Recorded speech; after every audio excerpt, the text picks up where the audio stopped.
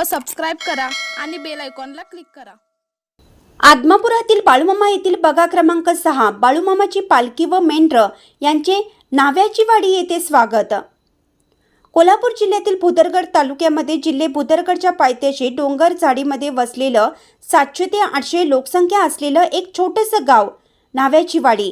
या गावामध्ये तीर्थक्षेत्र आदमापुरातील बाळूमामा येथील बगा क्रमांक 6 बाळूमामांची पालखी व मेंढर शनिवारी 10 तारखेला नाव्याची वाडी गावामध्ये आगमन झालं। यांच्या स्वागताला गावातील प्रथम नागरिक गावचे सरपंच सौ नंदा मधुकर पोवार, पोलीस पाटील श्री दयानंद नामदेव राऊत, तरुण मंडळाचे कार्यकर्ते, सर्व ग्रामस्थ, महिला मोठ्या संख्येने उपस्थित होते। गेले 2-3 दिवस या पंचक्रोशीमध्ये बाळूमामा अवतरला असं दिसून येत आहे।